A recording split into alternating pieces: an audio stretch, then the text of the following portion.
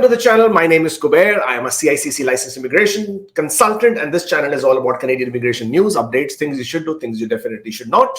Okay, October is an important month for immigration. It has always been, and this now more so than ever. First things first, IRCC will announce the process for the parents-grandparents stream. Parents-grandparents stream usually launches towards the third quarter of the year. We are actually in the fourth now. So we are expecting that to be launched or that to be announced anytime soon. The expectation is high that this will happen sometimes later this month. So if at all you are one of those individuals who are looking to sponsor your parents or grandparents for permanent residence in Canada, there are a couple of things that you need to be aware of. First of all, you should be in Canada and you should have eligible income for at least 3 years as per your family size, including the parents in the family. And that amount of income you should be having in Canada, not outside Canada. You should have been paying your taxes. You should have your pay stubs, pay slips, notice of assessments, T4s, and if you're self-employed, then your notice of assessments and your 2125s and 125s, etc. as well. And once the program opens, you will be able to file your expression of interest, unless they have changed the system. If they're going to follow the same system like last year, you will first file your expression of interest and then you will wait. You will wait to be drawn. Once you get drawn, you will then have, I think, 60 days, in most cases, 60 days to submit the application for your parents. From there on, then the time cycle for the processing starts, which, I've seen some very fantastic results. Some people got approved in less than 6 months, which was brilliant. But expect 2 years on an average for processing times for your parents, of course. So that's the parents-grandparents sponsorship program. We are expecting between 20 to 25,000. So let's see how many slots get opened up for that program. That is always a very popular one and always has a lot of interest from people. The next one we have is the Immigration Levels Plan 2023 and 2025 will be announced by 1st of November. It could happen on the 31st of October or it could be on the 1st of November. I'm hoping 1st of November, not 31st, because it could be very scary, right? The reason why it has become even more interesting is because when the 2022 to 2024 was announced, a lot of changes was made into the immigration quota or the levels plan for 2022, which basically one of the biggest one was that FHS, federal high skilled quota, was cut into less than almost half, exactly half. So from 110,000, it was cut down to only 55,000. For next year, it has been planned for 2023. It has been planned to 75,000 people for FHS, federal high skilled, which is express entry.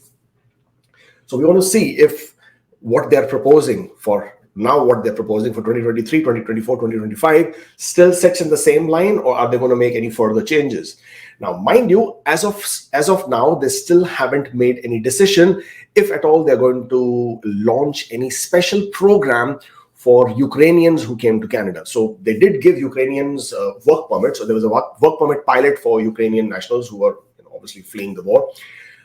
But there was no PR program announced. There are a lot of people who believe that there may be a PR program that may be announced for people who have transitioned to Canada on work permit, but may be offered a pathway as well. Hong Kong nationals were, given that opportunity. Obviously, that would basically mean that there has to be some more cuts made. Obviously, there was no TR to PR, as we all know by now. That there was no separate program that a lot of people were looking forward to. None of that was announced. So we want to see if FHS, which for next year is 75,000, if it stays at that number or is it increased. If it increases, that would be incredible, because that is something which we need. With FHS improving, or if the numbers for quota for FHS improving, would basically means it will have a direct impact of how many invitations can be issued. More people getting invited means more people being able to make their way with lower scores. So that is something we have to keep our eyes on to see what changes that one brings. It is also likely, and this is something which all of us are looking forward to, and that is the next express entry draw on the 12th of October. And we are absolutely anticipating that the scores will plummet below 500 for the first time after the draws have resumed on the 6th of July. That is something which we really, really are hoping, praying, fingers crossed, toes crossed, everything crossed, hoping and waiting to see that draw happen, because that is going to bring relief to so many people. As of now, our scores have remained more than 500. Between 501 to 600, 4,411 people were in the pool on 26th of September. But of course, there was an express entry draw on the 28th of September, which cleared out most of that number. The remaining number of profiles in the express entry pool were between the 500 and 600 range. After the draw was about 1140. That number is not exact because obviously the pool breakdown was for 2 days before the draw. So we do not know how many more people got added.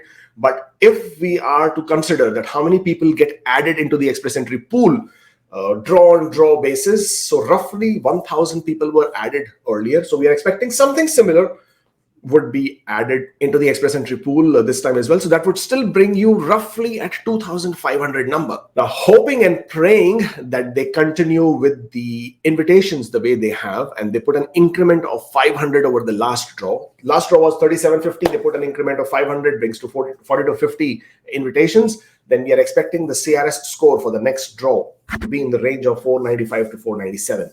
That is what the expectation is. I am thinking more on the higher side. I'm thinking more like 497-ish, probably 8 even possible, but 497-ish or 498 possible. And the reason for that is the number of people in the in the pool. So between 491 to 500, you still have about 6,000 people. There would be about 2,500 some odd people above 500. Also, there would be some PNP people who would have received the nomination, so they would be there as well. So the number of people below 500 who would possibly or prospectively get invited with this specific draw is going to be in the range of about 1,000 to 1,200, give or take a few. Again, depends on how many number of nominations are issued. So with only 1,200 getting cleared out of 6,000, my opinion is that the draws are going to be slightly on the higher side of 497, 498 kind of a number. But let's see. All the very best. Stay safe. Take care. And I shall see you next time.